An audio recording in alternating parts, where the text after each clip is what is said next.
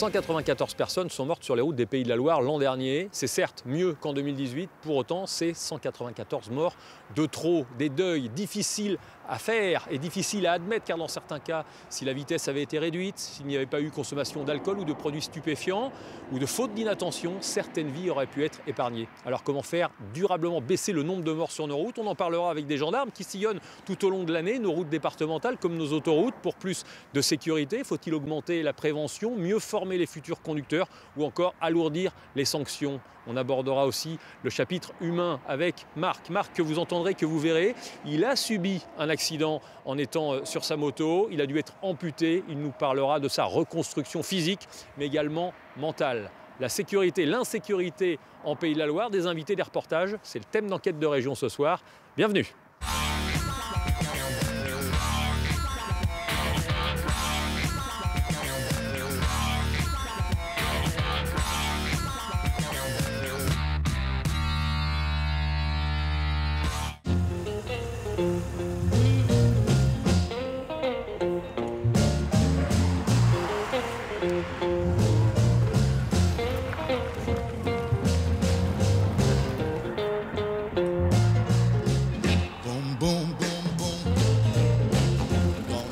Right down, get off of your feet, take you home with me. Nous sommes sur la D963 dans le département de Maine-et-Loire. C'est une route départementale qui relie Angers, derrière moi, à Candé. Et nous sommes sur un point de contrôle routier par les gendarmes de Maine-et-Loire. Des contrôles comme celui-ci, il y en a tous les jours. Évidemment, on relève la vitesse et le cas échéant, on arrête ceux qui sont en excès de vitesse. Je vous disais, 194 morts sur les routes des Pays de la Loire l'an dernier.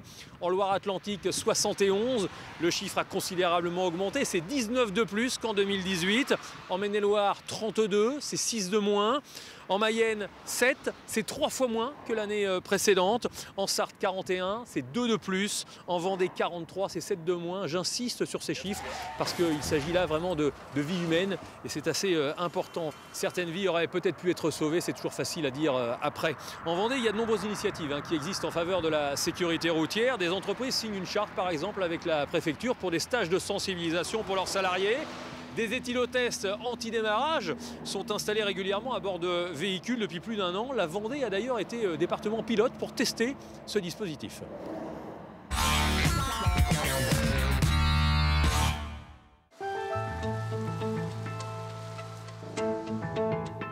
Ce matin, ils sont 20 à participer à un stage de récupération de points. Parmi eux, 12 sont en récidive. Et c'est tout l'enjeu de ces stages, parvenir à changer ses comportements sur la route. On dit souvent, en manière raccourcie, stage permis à points, mais en fait c'est un stage de sensibilisation aux causes et conséquences des accidents. Donc en fait, ce stage est orienté sur la prévention des risques, bien évidemment. Olivier est au volant tous les jours pour son travail. Il a du mal à se faire au changement fréquent des limitations de vitesse sur un même trajet. La vitesse, je la respecte. Je vous dis 80, je mets mon régulateur. Mais des zones à 30, des zones à 50, mais il faut avoir les yeux rivés constamment sur son compteur. Le conducteur parfait, j'aimerais bien le croiser. Thierry a déjà appris de la matinée. Il se pensait bon conducteur, mais admet quelques failles qui expliquent sa présence aujourd'hui. Je suis plutôt responsable, je fais jamais d'excès de vitesse, j'ai toujours ma ceinture, pas de portable surtout. Mon seul petit problème que je pourrais avoir, on va dire, c'est par moment des fois l'alcool. Et j'évite quand même de prendre le volant. Sébastien a aussi subi un contrôle d'alcoolémie positif. Il est prêt à en assumer les conséquences. On est tous humains, des fois on réfléchit pas, on fait. Et je suis pompier professionnel, donc les risques de la route, je connais. Il faut admettre que l'alcool fait perdre certains réflexes et ce qui s'ensuit, quoi. La visibilité, l'attention et puis tout.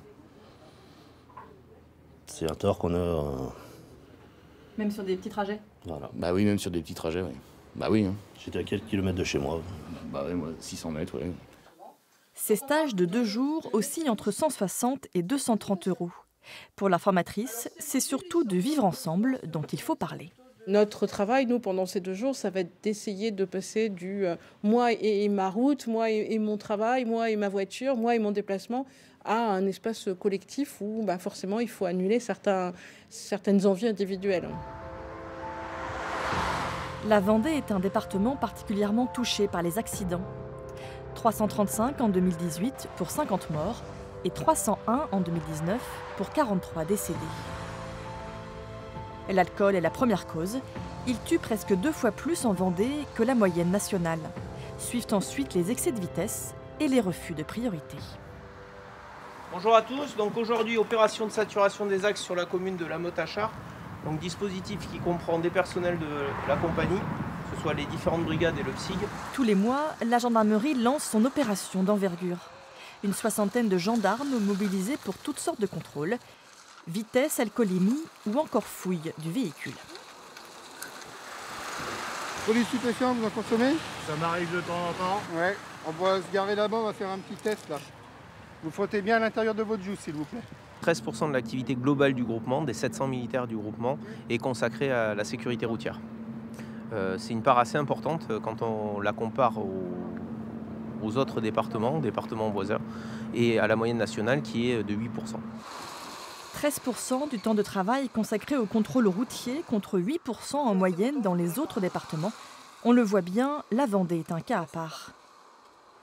L'an dernier, près de 2000 permis ont été retirés, la moitié pour conduite en état d'ivresse. Alternative à ces retraits, les éthylotests anti-démarrage.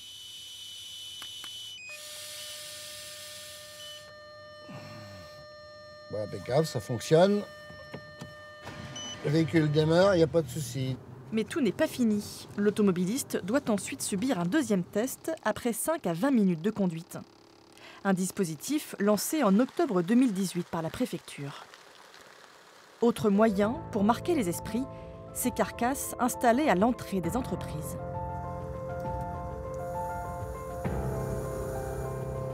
GT Vendée participe depuis longtemps à cette prise de conscience collective. L'entreprise organise chaque mois des ateliers pour réviser la sécurité. Au niveau de la pression des pneus, vérifiez quand même régulièrement. Ce salarié a récemment connu un accident sur son chantier. La sécurité sur la route est pour lui, comme pour l'ensemble de ses collègues, un impératif quotidien. Le godet de la mini-pelle, en faisant une manœuvre, une voiture n'arrivait pas comme il fallait au bon moment et puis ça a pris le montant de la portière. Au niveau routier, il faut être attentif en permanence parce que le danger il vient de partout sur la route. GT Vendée, donc 55 collaborateurs, une flotte d'une 60aine de véhicules. Et donc par rapport à ça, 1 million de kilomètres, plus d'1 million de kilomètres parcourus à l'année par l'ensemble de nos collaborateurs. Des chantiers qui sont sur l'espace public, dans la voie, donc en interaction aussi permanente avec les usagers de la route. Donc le risque routier fait forcément partie des risques premiers. En novembre dernier, plusieurs entreprises du département ont signé une charte sur la sécurité routière. Selon une analyse des chiffres entre 2012 et 2018, 70% des accidents mortels ont lieu sur des trajets quotidiens. Ces accidents ont donc majoritairement lieu en semaine. Le week-end et les jours fériés concentrent 38% des accidents mortels. Selon le bilan de la sécurité routière ces 6 dernières années, la Vendée reste le département le plus meurtrier de la région rapporté à son nombre d'habitants. Les zones rurales sont les plus concernées en termes d'accidents. La Sarthe et la Mayenne talonnent d'ailleurs de près la Vendée.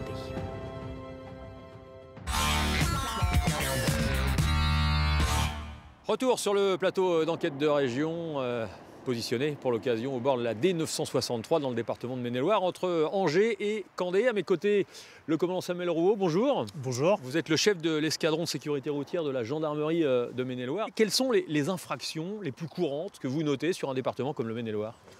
Les infractions les plus courantes et notamment les plus graves sont les conduites sous l'empire d'un état alcoolique, les conduites après usage de produits stupéfiants, qui restent quand même les vecteurs majeurs d'accidents graves sur nos routes, les vitesses excessives, donc les grandes vitesses notamment, également les refus de priorité, mais aussi des comportements qu'on trouve toujours à notre époque, ce sont toujours les gens qui ne portent pas leur ceinture de sécurité, les franchissements de vie continue. C'est pas rentré dans les mœurs, la ceinture, on oublie encore de la mettre Oui, en fait, en règle générale, les gens mettent la ceinture sur des longs trajets. Sur les trajets courts, on s'aperçoit encore qu'il y a des gens qui n'ont pas ce réflexe de mettre les ceintures de sécurité. Vous avez cité d'abord les conduites sous l'emprise de l'alcool ou produits stupéfiants avant la vitesse ? Oui, en fait, dans notre département, la cause majeure d'accidents grave, quand je dis accident grave, donc c'est corporel et mortel, ça reste la surconsommation d'alcool. Ouais, qui est présent dans 30% des cas. Hein. Oui, un petit peu plus de 30% des cas, ouais, tout à fait. Est-ce qu'il y a des tranches d'âge qui sont plus fragilisées que d'autres? On évoque souvent notamment les 18-24 ans, qui aussi bien en voiture qu'en moto, ont une sorte un petit peu de sentiment d'impunité parfois. Vous le vérifiez ou pas? Oui, tout à fait. Ouais. Donc on est vraiment sur ces catégories de personnes très sensibles, notamment donc, sur la conduite des deux roues motorisées, hein, des motocyclistes notamment, qui manquent un petit peu d'expérience dans la conduite et qui sont certainement au-dessus de leur capacité. Les conduites alcooliques, sorties de boîtes de nuit, de soirées, de grandes agglomérations, de clubs. Comment faire, quand on est gendarme, c'est votre cas, pour mieux sensibiliser, pour mieux prévenir tout ça? Alors, il y a plusieurs méthodes. Donc déjà, forcément, la présence sur le bord des routes qui est quand même relativement dissuasive. C'est-à-dire que la peur du gendarme, ça marche toujours? La peur du gendarme fonctionne toujours, tout à fait. Moi, j'en suis persuadé. On a également des actions de prévention. Dans les écoles, dans les entreprises? Dans les écoles, dans les entreprises, envers les seniors, avec des rappels notamment du code de la route. Envers les usagers les plus fragiles, donc les conducteurs de deux roues motorisés notamment, hein, où on monte des opérations médiatisées régulièrement, des actions de prévention. On organise la journée de sécurité moto une fois dans l'année. On monte des actions de prévention auprès des auto-écoles, moto-écoles. Et on essaie... Toute l'année, c'est un travail de longue haleine en fait. Toute l'année, des contrôles et de la prévention. Toute l'année, des contrôles et de la prévention. Ouais. Il y a eu moins de morts sur les routes de Maine-et-Loire en 2019 par rapport à 2018. Vous avez gagné des vies, si je puis dire, parce qu'il y a eu 32 morts en 2019, c'était 38 en 2018. Est-ce que c'est dû aux 80 km/h qui est entré en vigueur donc, au 1er juillet 2018 Est-ce que ça, c'est vraiment quelque chose que vous vérifiez? 80 km/h, moins de morts, c'est logique. Alors, il n'y a pas que ça. Donc il y a forcément, à mon avis, un effet direct par rapport à la chute du nombre de tués. Ça fait quand même plus de 2 ans qu'on est en nette diminution dans ce département sur le nombre de tués sur les routes. L'effet 80, certes, mais également, comme je vous disais, le fait de beaucoup communiquer, de faire beaucoup d'actions de prévention, d'être présent sur le bord des routes, ça a un effet dissuasif global sur l'ensemble de la population. Après, pour vous donner des statistiques précises, je ne peux pas vous en donner sur les routes à 80. Il y a beaucoup plus d'accidents hors agglomération qu'en agglomération, oui, puisqu'on est à 60% hors agglomération. Sur, voilà. Les radars. Là, on a vu sur le contrôle, un de vos gendarmes avec la lunette là, qui prend les contrevenants qui sont en vitesse excessive. Les radars, c'est toujours efficace? Les radars sont efficaces. Depuis la mise en place des radars progressifs depuis 2002, on s'aperçoit qu'on est passé de plus de 8000 tués à 3200 tués pour l'année 2018. En France, tout à fait.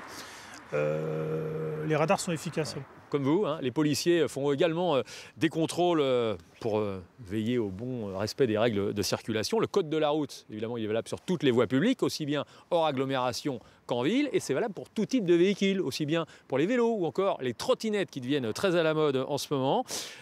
Aucun moyen de locomotion n'échappe au contrôle. L'un d'eux a eu lieu au début de l'hiver à Nantes, par un beau petit matin.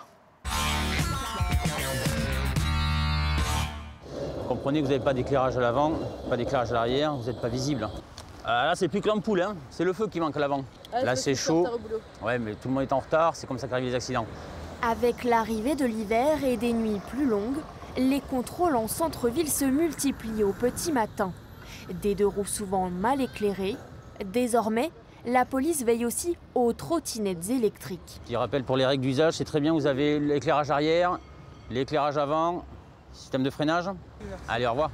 Il y a un besoin de prévention? Il y a un besoin de prévention, oui, puisqu'on fait appel déjà au bon sens des usagers.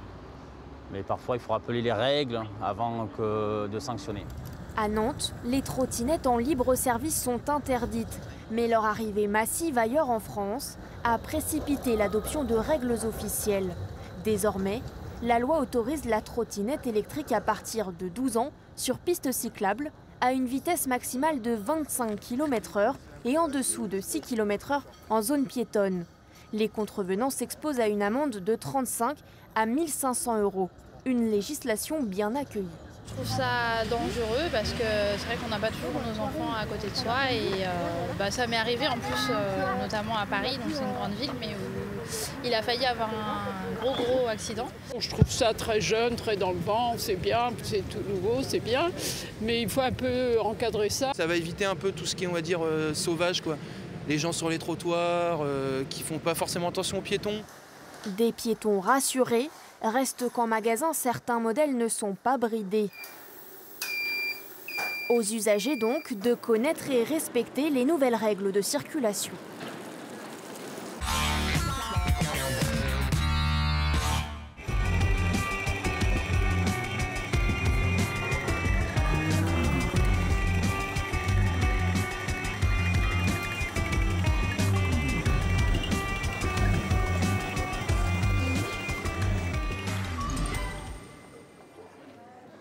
Nous sommes à la Tourmaline, c'est à Saint-Herblain, en banlieue nantaise. C'est un centre de réadaptation et de rééducation où on répare les corps. Il y a 3200 patients qui viennent chaque année ici, dans cette structure qui dépend de l'assurance maladie.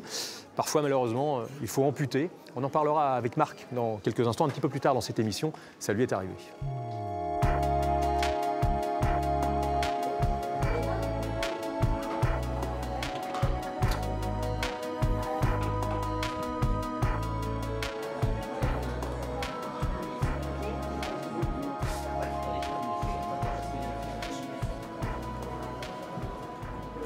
Guillaume, vous êtes un des 6 kinés qui travaillait ici là, sur ce plateau technique. Qu'est-ce que vous faites faire aux gens pour qu'ils apprennent à vivre après un accident de la route? Alors nous accueillons entre 10 et 20 patients qui ont eu un accident de la route. S'ils viennent ici, c'est pour les rééduquer après une amputation. Donc ça veut dire qu'il faut apprendre à vivre sans le membre et puis à accueillir un nouveau membre extérieur, en l'occurrence une prothèse. Oui, il y a un premier temps où nous faisons un travail pré-prothétique, c'est-à-dire avant la prothèse, où on travaille sur table pour que le membre résiduel soit souple, il n'y ait pas d'œdème, pour préparer à accueillir une prothèse. Et après les exercices, c'est quoi? C'est de l'assouplissement, c'est du vélo, c'est... Alors ça peut être des exercices sur table. Si le genou, par exemple, ne tend pas complètement, on fait des exercices sur table. Ça peut être effectivement sur des appareils de vélo à bras pour retrouver une endurance physique, parce qu'on a besoin de beaucoup d'énergie quand on a une prothèse, plus que pour marcher comme vous et moi. Pourquoi? Parce que c'est lourd? Ou c'est un travail psychologique? Non, c'est parce que physiquement, on consomme plus d'énergie avec une prothèse que sans. Donc on a besoin d'un corps adapté déjà à l'effort. Au bout de quelques semaines, quand on s'est habitué à la prothèse, quand on part, quand on quitte cet établissement, qu'est-ce qui se passe dans les yeux? Il y a de la fierté, il y a de la tristesse, il y a quoi? Il y a de l'émotion? Alors il y a de l'émotion, les gens partent au bout d'1 mois et demi, 2 mois, debout, donc ils sont arrivés souvent en fauteuil, voire en brancard. De les voir déjà debout, la première mise debout, c'est toujours très émouvant, et de les voir partir avec une canne ou sans, pour le patient, c'est une autonomie, et de retrouver une nouvelle vie avec la prothèse, c'est souvent émouvant. Ouais. Et pour vous? Pour nous, c'est toujours un plaisir. Les gens sont très reconnaissants du travail qu'on a fait, même si on a juste fait notre boulot. C'est effectivement très gratifiant de voir des gens debout alors qu'ils sont arrivés en fauteuil.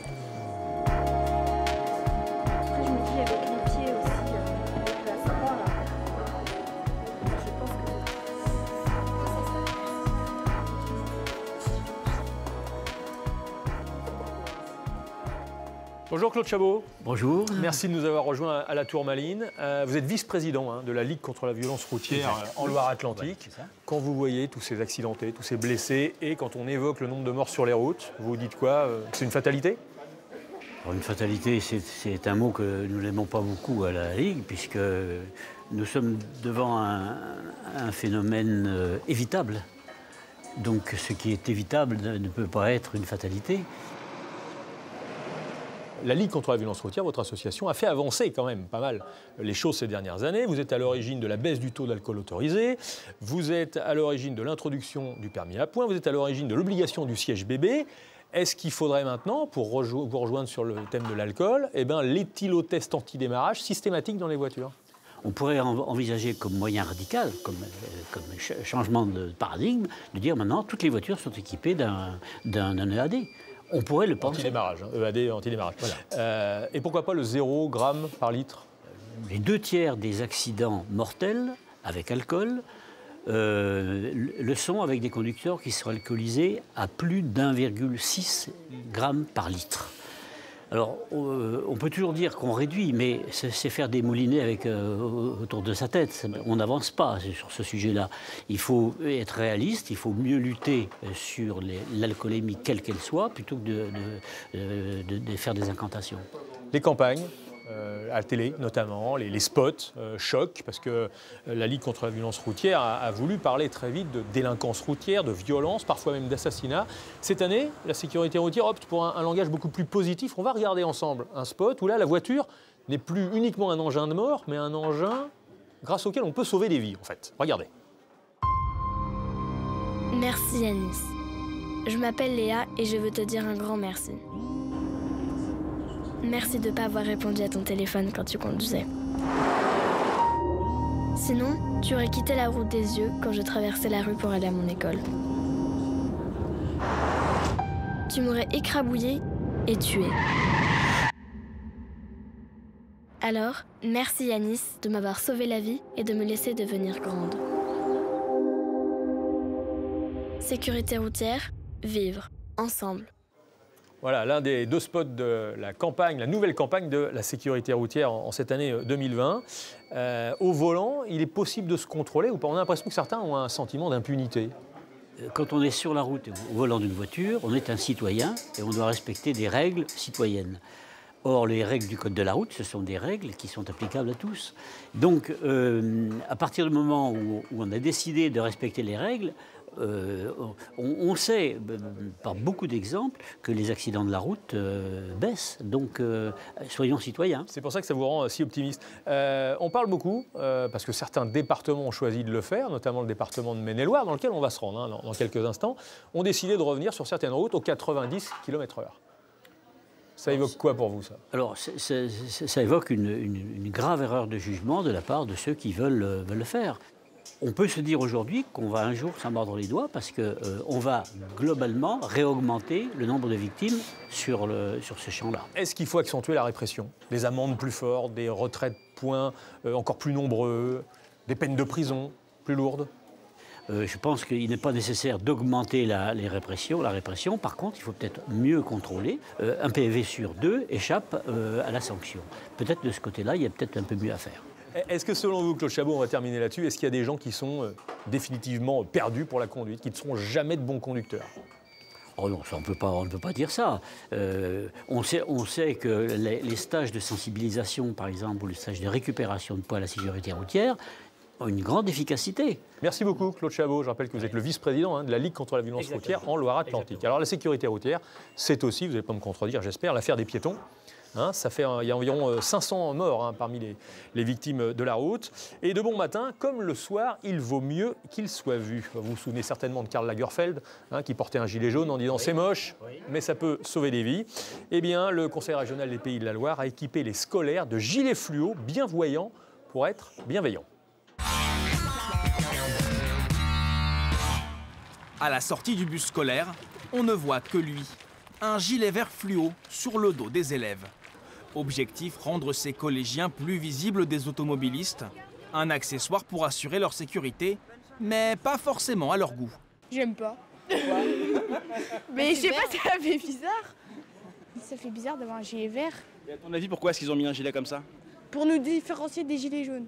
C'est bien parce que ça nous permet de nous voir sur la route le soir et le matin parce qu'on est en hiver et il fait plus nuit. Mais la couleur, je trouve que ça sert pas à grand-chose. Au total, près de 150 000 gilets comme ceux-ci ont été distribués aux élèves de la région qui prennent le car. Pour eux, ce gilet est désormais obligatoire. Alors c'est vrai qu'ici, en Loire-Atlantique, les élèves étaient équipés déjà depuis un certain nombre d'années. Par contre, ce n'est pas le cas à l'échelle régionale. Et effectivement, depuis cet automne, l'ensemble des élèves en région sont équipés. Coût total pour la région, 710 000 €. Un investissement indispensable, selon la Fédération des transports. Même si les conducteurs sont souvent les mêmes, ils ont l'habitude des arrêts, mais malgré tout, pour repérer un enfant qui chemine vers l'arrêt, c'est primordial. Des gilets qui auront également un coût sur le long terme. Un budget de 150 000 € est prévu chaque année pour les entretenir et les renouveler.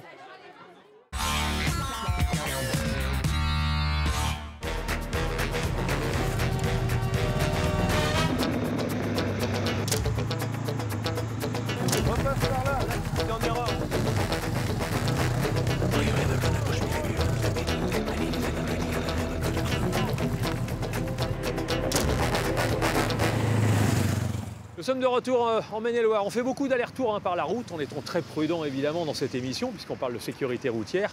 Et nous sommes à présent à Beaucouzé, c'est aux portes d'Angers. Et je vais rejoindre mon invité suivant, Jean-François Franique, bonjour. Enchanté, bonjour. Directeur d'école de conduite, vous formez aussi bien des futurs motards que de futurs automobilistes? C'est ça, tout à fait. 80% de motards, 20% d'automobilistes? Une forte proportion de deux roues chez nous, oui, on est un peu spécialisé là-dedans. Alors là, on voit des jeunes qui apprennent le maniement de la moto. On va aller marcher un petit peu le long de cette piste. Cette piste est sécurisée, c'est obligatoire pour apprendre, pour devenir motard? La première partie du permis, oui, c'est uniquement hors circulation.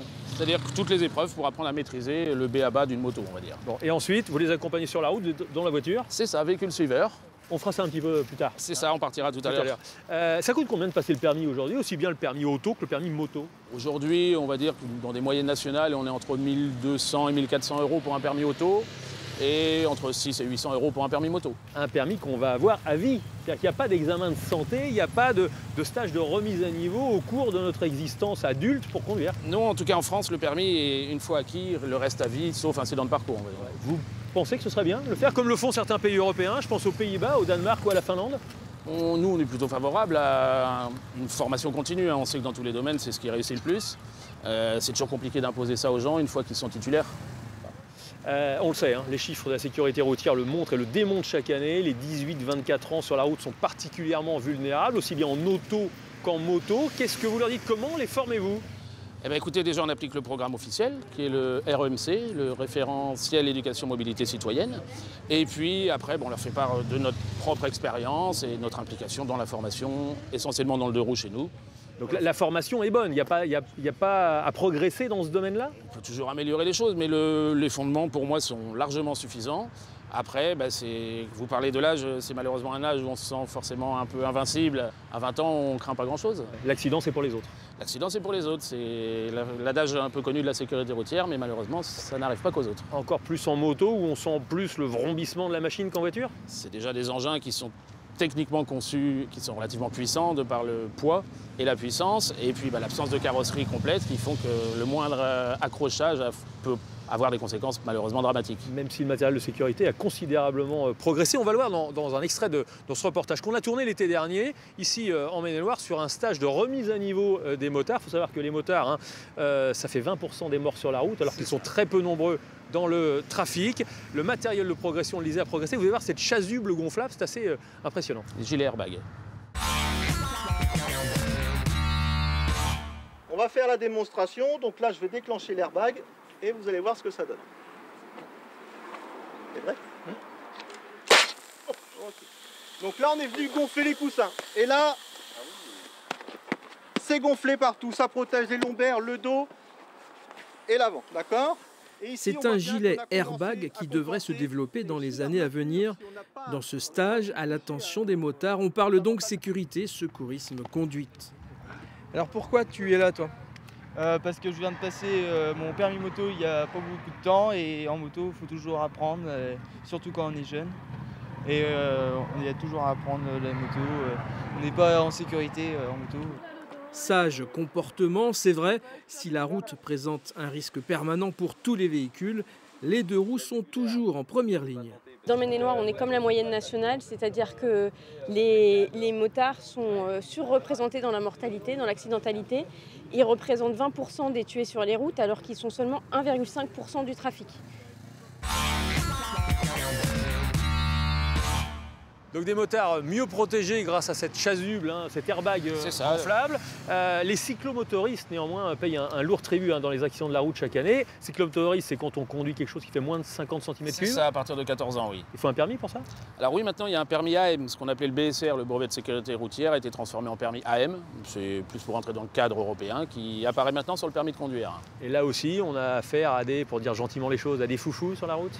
Ils sont encore plus jeunes, malheureusement. Ils ont 14-15 ans. Donc encore plus ce sentiment d'invulnérabilité, de besoin de prise de conscience du risque. Et ça, vous le sentez quand vous voyez les candidats arriver? Vous leur dites quoi? Vous leur dites t'es pas assez mature, reviens dans quelques temps. C'est pas facile à dire, c'est peut-être pas facile à entendre, mais si c'est la réalité, il faut bien... C'est aussi notre rôle à un moment. Si vous voulez, à l'issue de la formation, vu qu'il n'y a pas d'examen pour ce permis-là, nous délivrons une attestation de formation qui leur permet d'obtenir leur permis. Et donc notre rôle, c'est aussi de les sensibiliser et parfois de les mettre en garde. Les parents sont présents. Donc, Mais les parents, c'est eux qui payent, donc ils n'ont peut-être pas envie de repayer aussi des leçons supplémentaires. Est-ce que tout le monde l'entend, c'est ça? Nous, en tout cas, c'est un thème que nous abordons forcément. On va quitter la piste? On met les motards sur la route? C'est ça, allons-y. Get your motor running. Head out on the highway, looking for adventure, and whatever comes our way. Yeah, darling, go make it happen. Donc là, Jean-François, c'est parti pour un petit peu de route. Donc, c'est ça. Sitôt les 10 heures de circuit terminées. Oui, grosso modo, entre 8 et 15 heures, on va dire, en fonction du niveau. Ils peuvent prendre la route. C'est ça. Donc là, ça veut dire qu'ils maîtrisent totalement la moto, quoi. Au moins toutes les bases pour conduire en toute sécurité. Nous allons prendre à droite au giratoire, messieurs, à droite. Le permis à points, il date du 1er juillet 1992. Tout à fait. Est-ce qu'il a changé des choses fondamentalement? Je pense que c'est une bonne chose. Ça a fondamentalement changé un principe, c'est que le permis n'est plus acquis à vie. En 2018, 15 millions de points en France ont été retirés sur les permis, les différents permis, moto, auto, etc. Et qu'on a la possibilité, avec un stage en 2 jours, moyennant 200 €, de récupérer 4 points. Et du coup, ça me permet d'être moins rigoureux sur la route. Oui, mais on peut réaliser un stage de points seulement une fois par an aujourd'hui. Donc forcément, on ne peut pas acheter, comme vous dites, des points autant qu'on veut. Donc ça veut dire que les amendes, les peines de prison, tout ça, c'est 20. Non, c'est pas 20, justement. Ça fait partie d'un ensemble. Restez vigilants, messieurs, sur les priorités à droite. Ça fait partie d'un ensemble, il faut du répressif, mais il faut aussi beaucoup d'éducatif, ce qui est notre rôle aujourd'hui. Alors éducatif, on a des voitures évidemment de plus en plus modernes. Il y a du GPS, on peut mettre le téléphone sur un petit outil portatif, un petit support. Il y a de plus en plus de distractions à l'intérieur de la voiture. C'est difficile aujourd'hui d'être vigilant. Aujourd'hui, les aides sont quand même là pour améliorer la sécurité. Après, ça peut être l'effet pervers, comme vous dites, des écrans et autres. Mais bon, c'est toujours pareil, c'est du comportement et c'est de l'éducation. Il faut faire comprendre aux gens que quand on est sur la route, l'attention doit être à 100% portée sur ce qui se passe devant nous et pas sur ce qui se passe à l'intérieur. Il faudrait alors repasser le code tous les 5 ans, tous les 10 ans, tous les 15 ans, ou prendre des heures de conduite? Moi, personnellement, j'y serais plutôt favorable. Évidemment, parce que vous vendez des heures, donc évidemment. Oui, non, mais au-delà, sans sanction ou autre, sans forcément repasser un examen, vous pouvez y aller, messieurs. Sans passer un examen, on continue tout droit, messieurs, vous pouvez y aller. Faites attention. Sans repasser un examen, une petite remise à niveau tous les 5 ans, tous les 10 ans, je pense ne ferait de mal à personne, quoi. Born to be wild.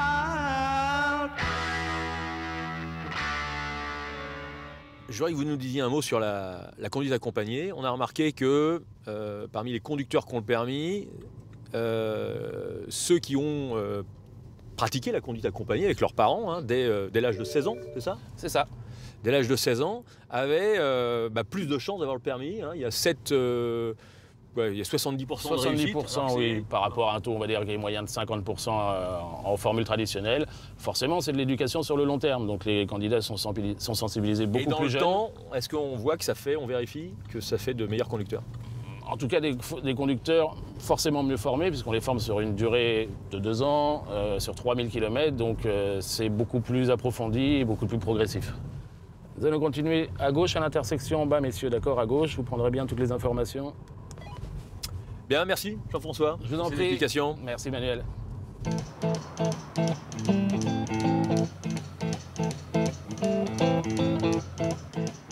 Rumors spreading round. United takes its time. About to shack outside the game. And you know what I'm talking about. Just let me know. Retour dans l'une des salles de kiné de la Tourmaline, ce centre de rééducation et de réadaptation qui est situé à Saint-Herblain, tout près de Nantes. Bonjour Marc Vérove. Bonjour. On vient de voir un homme arriver à moto, là, c'était vous? Oui, c'était moi. Donc ce que vous portez à la jambe gauche n'est pas incompatible avec la pratique de la moto? Non, pas du tout. Le handicap n'est pas incompatible avec la moto. On va en parler un peu plus longuement. J'aimerais que vous m'expliquiez, Marc, ce qui s'est passé le 14 décembre 1980. Le 24 décembre 1980. 24 décembre. Je partais faire réveillon et une voiture est arrivée dans ma voie. La personne avait presque 3 grammes d'alcool et a arrêté ma vie à l'âge de 17 ans. Elle vous a fauché? Elle m'a fauché. Qu'est-ce qui s'est passé ensuite? Je suis resté, j'ai eu une quinzaine de jours de coma et en me réveillant, qu'est-ce que je vais faire de ma vie? Vous êtes dit quoi? Ma vie est foutue, c'est Voilà, fini, exactement. je pourrais plus rien faire. Vous sentiez quoi? Vous sentiez plus vos jambes? Vous sentiez plus votre Alors, dos? voilà, j'ai été paraplégique, j'avais une compression de la moelle épinière, donc je ne sentais plus mes jambes et ma jambe gauche était quasi broyée dans l'accident. Donc la rééducation, la chance de ne pas rester paraplégique. Outre votre vie, c'est aussi la vie de la famille qui s'arrête, qui vit, comment dire, en étant un petit peu dépendant de votre avenir? Exactement. Mes parents avaient un commerce, donc tous les week-ends, mes parents venaient me voir à l'hôpital parce qu'ils ne pouvaient pas la semaine. Pas facile pour eux d'avoir un enfant. J'étais encore enfant, hein, j'avais 17 ans, donc je n'étais pas encore passé à l'âge adulte. Là est difficile, la rééducation et tout, très difficile. Au bout de 5 ans, je m'en suis sorti. C'est-à-dire que j'ai pu sortir, bon, toujours en marchant avec une canne. J'avais une jambe qui était vraiment en très mauvais état. Mais on ne vous l'a pas retiré, c'est ça qui est étonnant. Oui, vous voilà, n'avez pas été amputé amputé tout de suite, vous n'avez été amputé qu'il y a 4 ans. Seulement. Exactement, en 2016. Ça veut dire que pendant 36 ans, vous avez boité. Voilà, j'ai boité, j'ai marché avec une canne et j'ai souffert pendant 30 ans. Des douleurs tous les jours. J'ai traîné ma jambe derrière moi pendant 30 ans.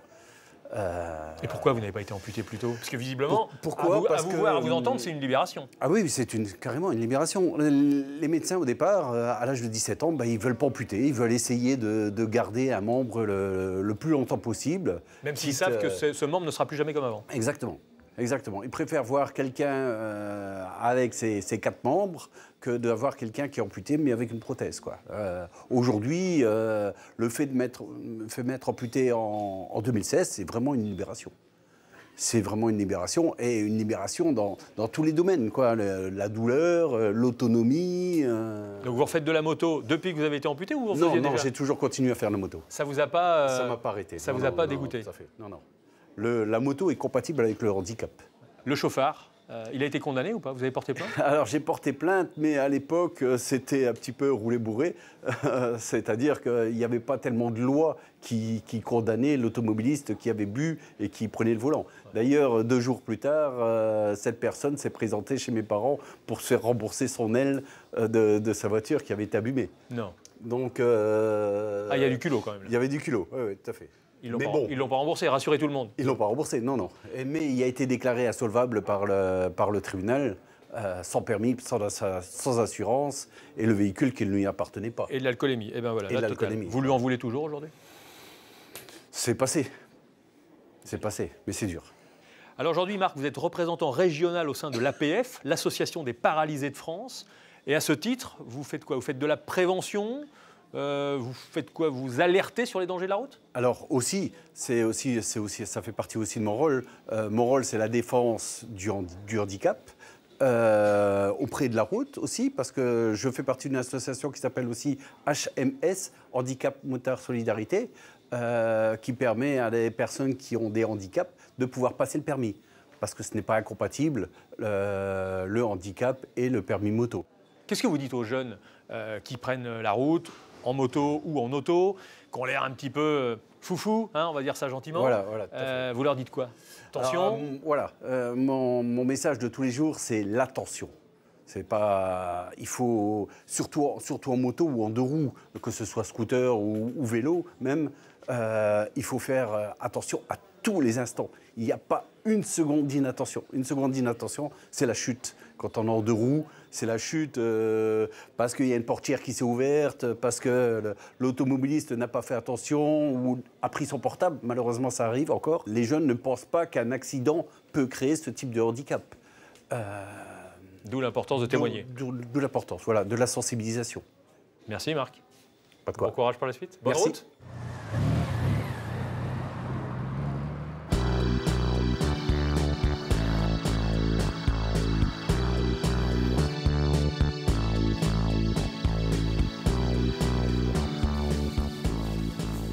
Nous sommes toujours sur un point de contrôle effectué par l'escadron de sécurité routière de la gendarmerie de Maine-et-Loire avec le commandant Samuel Rouault qu'on retrouve. Est-ce que sur un type de contrôle comme celui-ci, vous vous fixez un nombre de PV à atteindre, un quota? Ah non, absolument pas. Ce n'est pas du tout l'objectif. L'objectif, c'est de veiller sur un point de contrôle précis à vérifier que la vitesse soit respectée. Il n'y a pas de politique du chiffre? Ah non, pas du tout, non. Sur une route à 80, si on est pris au radar à 82, 85, c'est systématiquement arrêt, les papiers du véhicule, la contravention, ou alors vous laissez passer? Il y a une tolérance en fonction de la vitesse relevée, en fonction des conditions. On est vraiment, nous, dans la recherche des infractions graves, c'est-à-dire les vitesses assez élevées. Ça, c'est un radar mobile, donc il y a un gendarme avec un pistolet viseur qui indique la vitesse du véhicule, aussi bien quand il vient vers le gendarme que quand il va dans le sens inverse. Les différents types de radars, on peut les rappeler, donc radar mobile, voilà, radar fixe qu'on trouve sur les rocades, les autoroutes. Oui, tout à fait. On a également les radars embarqués dans les véhicules de gendarmerie, donc les équipements de terrain embarquables, débarquables. Donc ce sont les véhicules que vous voyez positionnés à l'arrière les appareils positionnés à l'arrière de nos véhicules. Donc ces radars-là prennent uniquement en fixe.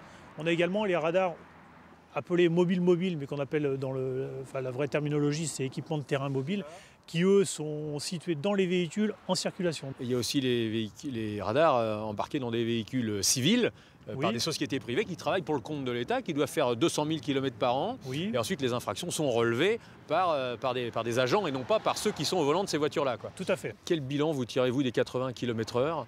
Est-ce que vous dites que ça a quand même sauvé des vies? Pour moi, ça a forcément sauvé des vies. Les gens roulent moins vite, on a moins d'accidents, ou quand il y a des accidents, ils sont une cinétique moins élevée.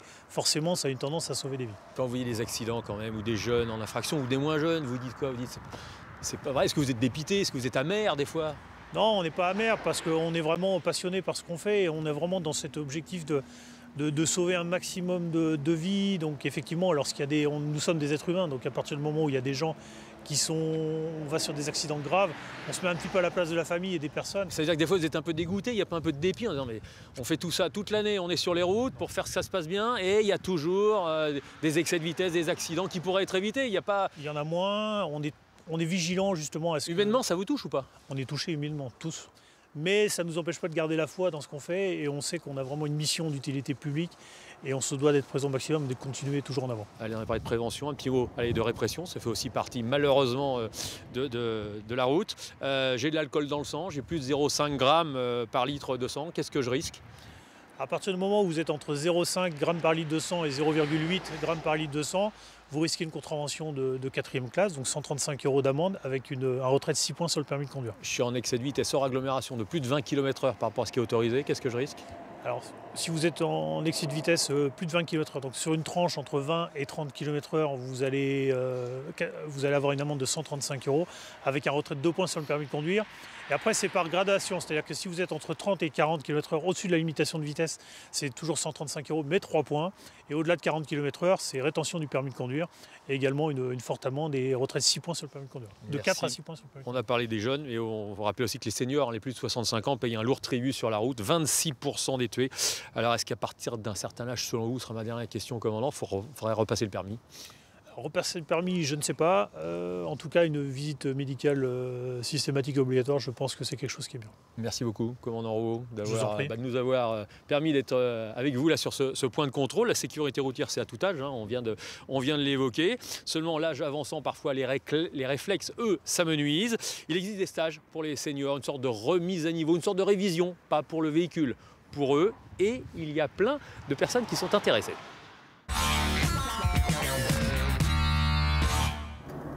Avec l'âge, les temps de réaction des seniors augmentent, alors rien de tel qu'un simulateur pour en prendre conscience. Josette s'y est essayée et a vécu un accident en direct. À 78 ans, elle conduit chaque jour sur les routes de campagne et reconnaît s'être parfois fait peur. Ça m'est arrivé de dire qu'est-ce que t'as foutu, ma nénette. Peut-être pas freiner assez tôt ou avoir été peut-être imprudente dans un croisement. Oui, augmentation du trafic, rond-point, les règles de conduite automobile évoluent en permanence, alors ces sessions de remise à niveau sont bien accueillies par les seniors. J'ai un permis depuis plus de 50 ans, donc je vois que le code, il y a des panneaux qu'on ne connaissait pas. Je crois qu'une mise à niveau des seniors devrait être obligatoire. L'occasion aussi de tester ses capacités visuelles et auditives qui déclinent avec l'âge. Car si certains pays européens imposent un examen de santé au-delà de 75 ans, ce n'est pas le cas en France. Il n'y a aucune obligation, le cadre législatif et réglementaire ne le permet pas. Après, il appartient à chacun de s'interroger et les personnes qui ont franchi le pas aujourd'hui se posent les bonnes questions. Voilà. Et de la même manière, on peut tout à fait, à un âge respectable, repasser quelques leçons de permis de conduire. En 3 ans, ils sont 1200 volontaires à avoir participé à ces ateliers mis en place par la gendarmerie de Loire-Atlantique, car la voiture est essentielle pour préserver leur indépendance. Bonjour Christian Gillet. Bonjour. Président du conseil départemental de Maine-et-Loire, UDI toujours. Tout à fait. Améliorer les routes départementales, ça veut dire pour vous repasser certaines, dont celle qui est derrière nous, la D963 qui va de Angers à Candé à 90 km/h. Sous réserve. Sous réserve. C'est-à-dire qu'il faut avoir des critères très précis. Nous avons décidé que les routes devraient faire au moins 7 mètres de large de chaussée avec des accotements de 2,50 m, que les itinéraires seraient rectilignes autant que faire se peut sur 5 à 10 km, que les intersections seraient aménagées. En tout cas, on va aménager la sécurité. Mais je pense que ça correspond aux vœux de nos concitoyens qui réclament effectivement... Le retour à 90. Oui. Voilà, vous allez montrer une carte. On va vous la montrer, Bon. cette carte. 410 km concernés sur 4860 très précisément Exactement. de routes départementales en Tout à Maine-et-Loire. fait. Ça fait 8,5%. C'est pas beaucoup. C'est pas des routes accidentogènes. Vous pouvez vraiment vous permettre d'augmenter Voilà. la vitesse? Nous avons regardé l'accidentologie de ces routes. Elle est évidemment faible et on va continuer à aménager les carrefours pour les sécuriser. Si on vous dit qu'il y a des vies qui ont été épargnées grâce Oui. aux 80 Alors moi, km/h depuis 2018, depuis juillet 2018. Moi, je vous réponds que qu'est-ce qui fait l'accidentologie? C'est l'alcool, c'est les stupéfiants, c'est l'excès de vitesse. Donc je pense qu'il faut respecter les règles, certes, mais que 90 km/h en milieu rural, sur certaines routes, c'est possible. L'écologie, ça soucie beaucoup d'hommes politiques, j'imagine que vous y êtes sensible Tout à également. Est-ce que c'est opportun de prendre ces décisions au moment où, par exemple, les Néerlandais, alors c'est pas les Français, mais les Néerlandais, ce sont les Européens, passent de 130 à 100 km/h sur autoroute? Oui, bon, écoutez, encore une fois, si les vitesses étaient réellement respectées, il y aurait moins de morts. Et je pense que les critères que je vous ai dit, alcool, stupéfiants, excès de vitesse, grands excès de vitesse, il faut les faire respecter. Et dans ce cas-là, il y aura moins de morts. En tout cas, Donc vous allez demander aux gendarmes de faire plus de contrôle, plus de Exactement. prévention, Je la sécurité pense que routière également? Ils le remplissent très bien leur rôle, il faut continuer. Bon, les règles ont changé. Vous avez évoqué un petit peu les aménagements qu'il fallait pour repasser à 90. C'est-à-dire que pour passer de 90 à 80, les routes n'ont pas changé. Pour revenir à 90, le gouvernement a un petit peu changé les règles. c'est vrai. Des tronçons de plus de 10 km, pas d'arrêt de transport en commun, d'habitation, etc., etc. Aménager des très bandes blanches excessif. sonores. Ça va coûter combien, ça? C'est très excessif. Hein. Nous allons payer les panneaux, parce que rappelez-vous, le gouvernement... Vous, ne paie pas les panneaux. vous les avez gardés, les anciens panneaux? Oui, mais il en faudra d'autres. Hein. De toute façon, c'est une dépense supplémentaire, je le sais. Combien? 200 000 euros. 200 000 euros globalement. Pour 410 km? Pour 410 km. Bon, alors il y a des aménagements matériels, il y a aussi un changement un petit peu moral, parce que vous, Christian Gillet, président du département de Maine-et-Loire, vous allez pouvoir être impliqué pénalement si jamais il y a des morts sur les routes. Ça, c'est quand même une mesure, c'est pas rédhibitoire pour vous. Est-ce que l'État qui limite les vitesses est impliqué pénalement? Non. Moi, j'agis au nom des contribuables et des citoyens du département. Je les respecte et je respecterai les règles qui seront définies. Je précise également que nous le faisons en concertation avec tous les départements voisins qui ont adopté les mêmes critères que le Maine-et-Loire. Et ceci, évidemment, est un gage de sécurité parce que ce qui est Ça veut gênant dire qu'en quelquefois- Sarthe, ça va repasser à 90. En Mayenne, en Loire-Atlantique, non. En Vendée non plus. En Mayenne, peut-être. En Indre-et-Loire, oui, aussi. Bon, si ça se fait, c'est pour ce printemps, ce printemps 2020. Dès le mois d'avril, au plus tard en mai. On y est, donc voilà, ça va se faire très, très vite. Fut un temps, le gouvernement de François Hollande avait prévu, voulait, espérait qu'en 2020, on soit à moins de 2000 morts par an sur les routes de France. Est-ce que, selon vous, c'est raisonnable comme objectif ou c'est trop, il y a un trop grand écart avec la réalité? Il y a toujours trop de morts. Mais respectons les règles, respectons le zéro alcool sur les voitures. Moi, je serais d'accord pour dire qu'il faut 0 degré d'alcool dans le sang pour conduire. C'est vrai dans les pays de l'Est, c'est vrai dans les pays nordiques. Pourquoi pas chez nous? Ben, on verra. On verra. Bon, en tout cas, la vitesse tue sur la route, en milieu rural comme en milieu urbain, ou même au cœur d'un village. Eh bien, dans le département voisin, en Sarthe, à Mamers notamment, pour réduire la vitesse en zone d'habitation, on a eu recours à un effet d'optique, un passage pour piétons en 3D. Vue du volant, ça surprend donc au ralenti et ça peut sauver des vies.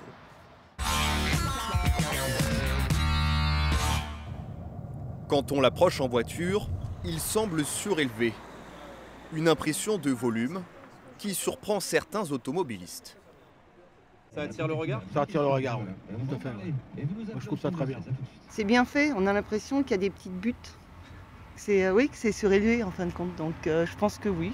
Parce qu'on a l'impression qu'on va monter des marches et puis on se demande où on va atterrir. Ce passage piéton en 3D est précédé d'un stop et d'une zone à 30 km/h, car juste en face se situe le collège de la commune. Selon l'adjoint en charge des travaux, il était primordial de sécuriser cette portion, même si cela a un coût. Ça coûte toujours trop cher, mais pour la sécurité, on n'a pas de prix.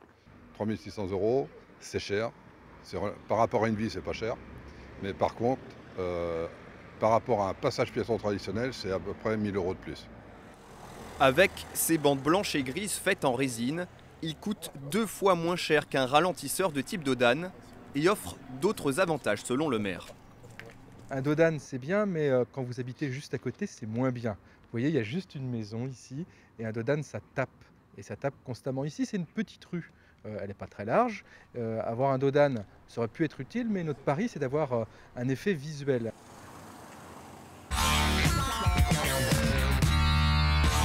C'est la fin de cette émission, Enquête de région. Il ne me reste plus qu'à vous souhaiter d'être prudent sur la route, évidemment, pour ne pas alourdir le nombre de victimes en cette année 2020.